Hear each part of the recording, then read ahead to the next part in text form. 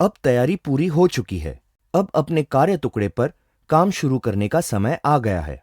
अपनी विभाजक दीवार के लिए हिस्से काटने से पहले आपको सभी लकड़ी के टुकड़ों को समतल करना चाहिए और उनको वांछित मोटाई व चौड़ाई का बनाना चाहिए।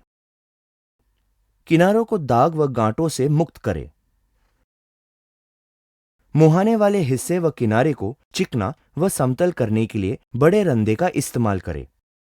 कटे हुए किनारे वर्गाकार है कि नहीं, इसे परखने के लिए ट्राई स्क्वायर का इस्तेमाल करें। यदि जरूरत हो तो और चिकना करें। उनको फेस साइड व फेस किनारे पर चिन्हित करें। सभी अन्य नाप भी या तो फेस साइड या तो फिर फेस किनारे से। यहां हम 6 गुना 4 फीट की विभाजक आदि दीवार बना रहे हैं। लकड़ी के टुकड़ों को वांछित आकार में काट ले। तब लकड़ी के टुकड़े को बेंच टॉप पर सहारा दे और एक हल्की आरी से प्रमाणित रेखा के साथ कटिंग करे। इसी प्रकार अन्य लकड़ी के टुकड़ों को भी काटे।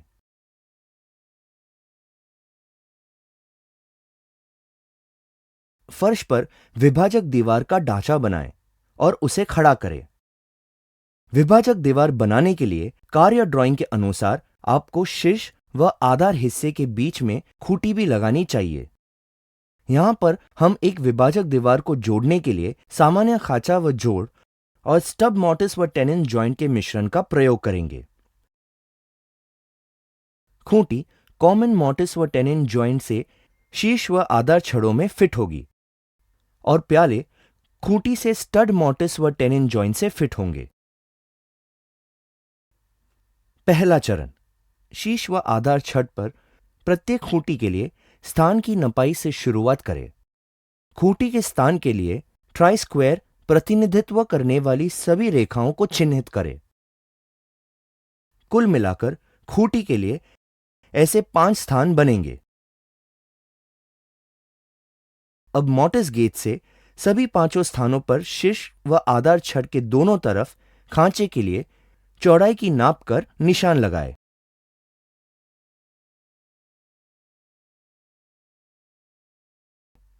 दूसरा चरण, जी क्लैंप के साथ लकड़ी के टुकड़े को कार्य बेंच पर मजबूती से सुरक्षित रखें। मध्य में कटिंग शुरू करने के लिए चूल चैनी का प्रयोग करें।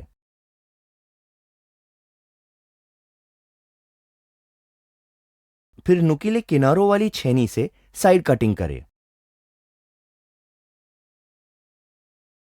इन दोनों को समन्वय बनाएं। खांचे के छेद को तैयार करें और खांचे के अंदर से सारा अपशिष्ट साफ करें ताकि छेद को साफ रखा जा सके। कार्य टुकड़े को दूसरी दिशा में सेट करें। इसी तरह अपशिष्ट को तब तक साफ करें जब तक आप दूसरी तरफ से कट आउट नहीं मिल जाती।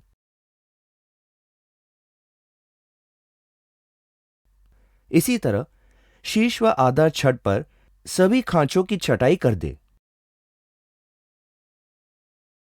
इसके बाद प्याले को अंदर से फिट करने के लिए आपको खूंटी पर स्टब मॉर्टिस में तराशने की जरूरत होगी। तीसरा चरण, स्टब मॉर्टिस ग्रूव्स को चिन्हित करें और तराशें। प्रत्येक खूंटी पर प्याले के स्थान को नापें और सभी रेखाओं को चिन्हित करें। कार्य ड्राइंग के अनुसार सभी 5 स्टैंड सदस्यों पर आप स्टब मॉर्टिस के लिए 12 ऐसे स्थानों को चिन्हित करें। अब स्टड सदस्यों को दोनों साइड से सभी स्थानों पर स्टब मॉर्टिस ग्रूव्स के लिए चौड़ाई चिन्हित करें।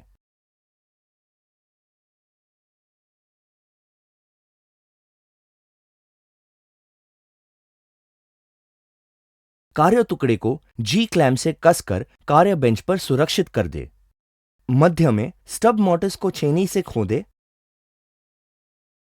और मॉर्टिस छेद तक जाए और अंदर से सारा कूटा करकट बाहर निकाले।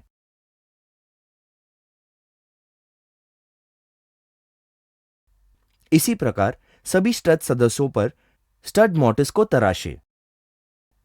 अब तक आप सभी खांचों पर काम कर चुके हैं और आपको खांचे व जोड़ को पूरा करने के लिए टेनिन पर काम करने की जरूरत है। चौथा चरण, जोड़ को वंचित आकार में चिन्हित कर कटिंग करें। कार्य टुकड़े के एक छोर के किनारे से जोड़ की लंबाई नापे व निशान लगाए और सभी किनारों के चारों तरफ सहायक रेखा खींचे। मध्य में मोर्टिस गेज को एडजस्ट करें और जोड़ की चौड़ाई के लिए एक समानांतर रेखा खींचे। उसके बाद लकड़ी के टुकड़े को बेंच टॉप पर रखें व हाथ आरी से कटिंग चालू करें। कटिंग दोनों किनारों पर लाइन के फालतू हिस्से से सहायक रेखा तक करें। कटिंग करते वक्त ध्यान रखें कि सहायक रेखा के ऊपर न काटे। टेनेंट सदस्य को फिर से सेट करें और दूसरी तरफ के किनारों की कटिंग करें।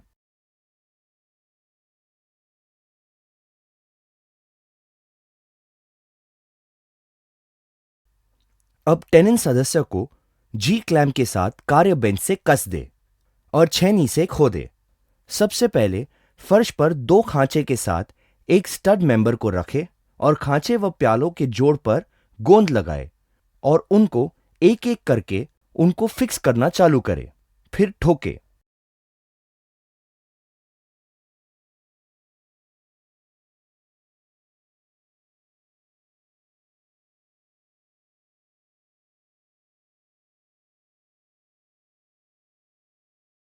यही प्रक्रिया अपनाकर जोड़ को आकार देने के लिए चिन्हित व कटिंग करें।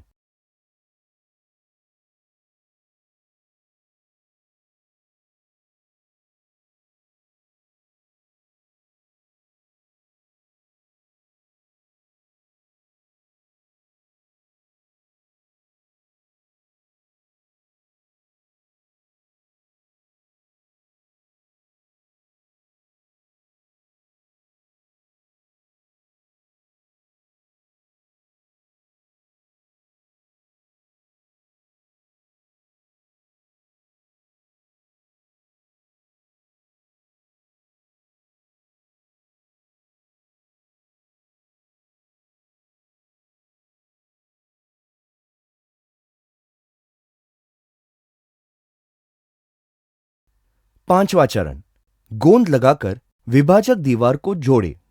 सबसे पहले स्टड मेंबर को फर्श पर दो खांचे के साथ रखें और प्यालों के खांचे व जोड़ पर गोंद लगाए और उनको एक एक करके फिक्स करना शुरू करें। उनको फिट करने के लिए हथौड़े से हल्का हल्का ठोके। याद रखें, हथौड़े को सीधे कार्य टुकड़े पर इस्तेमाल न करें क्योंकि इससे निशान बन जाते हैं। उनके बीच में एक खराब लकड़ी का एक टुकड़ा रख दे। तब स्थिर प्यालों के जोड़ व दूसरे स्टड मेंबर के खांचे पर गोंद लगाए और प्यालों के जोड़ पर उसे फिक्स करें।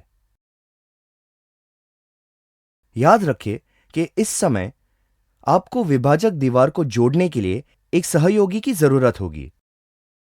इसी प्रकार प्यालों को स्टड मेंबर पर एक एक करके फिक्स करें।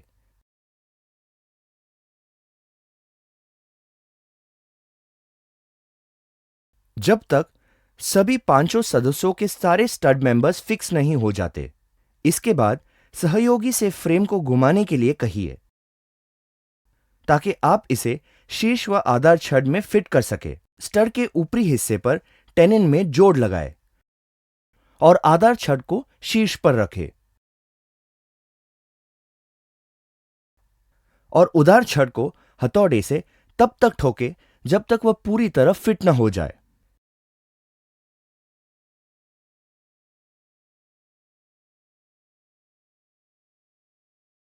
इसके बाद फिर फ्रेम को घुमाएं और जोड़ पर गोंद लगाए और उसके ऊपर शीर्ष छड़ रखें।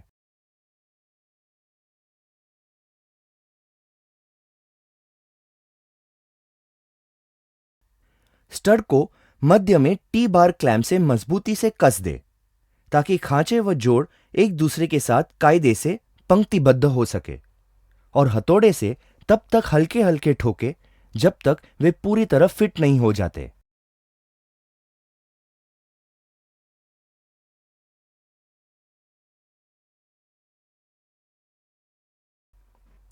आगे बढ़ने से पहले कुछ पेंच भी ऊपर कस दे। फ्रेम को फर्श पर रखें और सभी जोड़ों पर छेद करें। ऐसा करते वक्त जोड़ों को टी बार क्लैंप से फिक्स कर दे। पेंच लगाए और उन्हें पेंच कस में कस दे।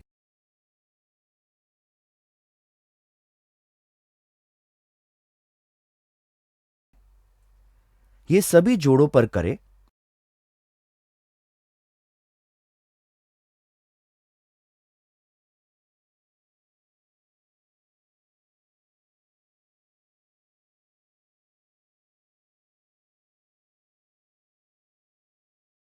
और आपकी विभाजक दीवार तैयार है।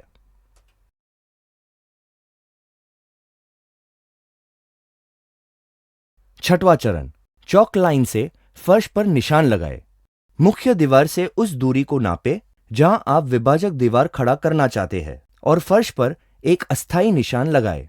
निशान के एक छोर पर चॉक लाइन के साथ एक डोर बांधे और सहायक से कहे कि वह दूसरे निशान के ऊपर सीधे डोर को पकड़े। डोर को मजबूती से बांधना चाहिए। उठाए और डोर को बीच से तोड़ दे।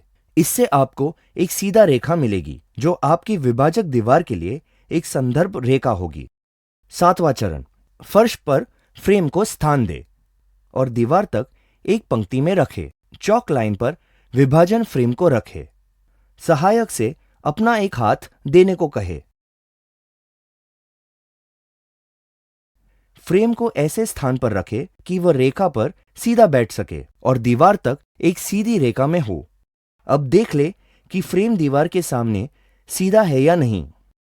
ऐसा करने के लिए आपको एक प्लम बॉब की जरूरत होगी। प्लम बॉब को फ्रेम के शीर्ष किनारे से पकड़े और फ्रेम के आधार तक लटकने दे। अपने हाथ से प्लम बॉब का हिलना रोके। जब प्लम बॉब रुक जाए, उसे फ्रेम से थोड़ा छूना चाहिए। शीर्ष से आधार तक डोर से फ्रेम साइड की दूरी नापे।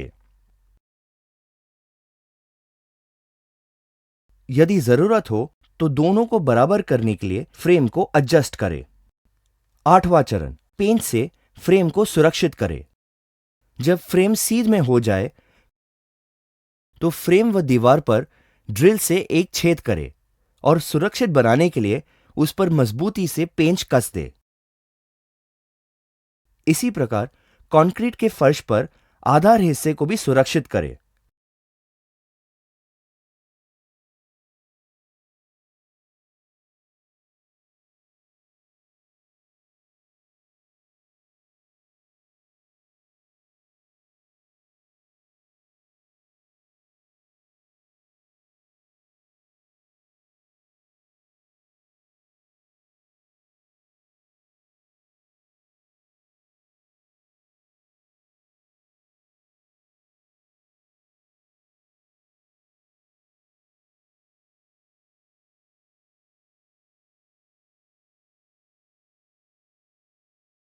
अब आपका निम्न ऊंचाई वाला विभाजन तैयार है।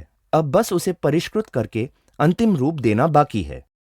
नौवां चरण, उसे परिष्कृत करें।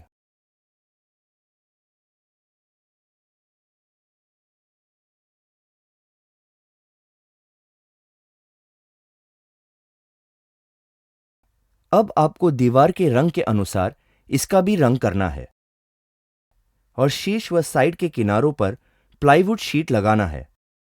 पहले दीवार को मिलते जुलते रंग से फ्रेम का पेंट करें जो बाकी कमरे के अनुरूप हो।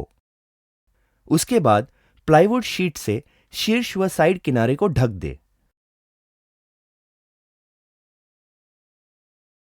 देख ले कि हर शीट एक समान चौड़ाई की हो ताकि वो किनारे पर बिल्कुल एक सीध में हो। प्लाईवुड को जोड़ने के लिए कीलों का प्रयोग करें।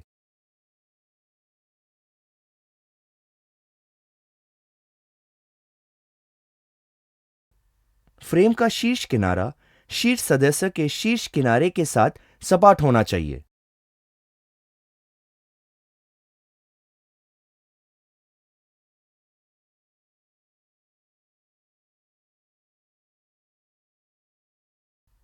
अब इसके बाद आगे बढ़े और उसी रंग की प्लाईवुड का प्रयोग करें।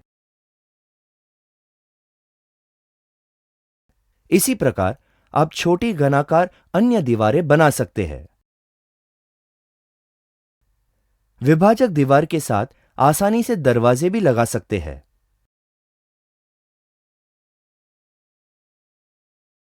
अब हम एक बार फिर जल्दी से पूरी प्रक्रिया पर नजर डालते हैं। पहला चरण, खंभे के स्थान को चिन्हित करना। दूसरा चरण, खांचे को बनाना। तीसरा चरण, टूंट खांचे को चिन्हित कर बनाना। चौथा चरण, जोड़ को चिन्हित कर आकार के अनुसार काटना। पांचवा चरण, गोंद लगाना व विभाजन को जोड़ना। छठवां चरण, फर्श पर चॉक लाइन से निशान लगाना। सातवां चरण, फर्श पर फ्रेम को लगाना व दीवार की सीध में रखना। आठवां चरण, पेंच कस के फ्रेम को सुरक्षित करना। नौवां चरण, परिष्कृत करना।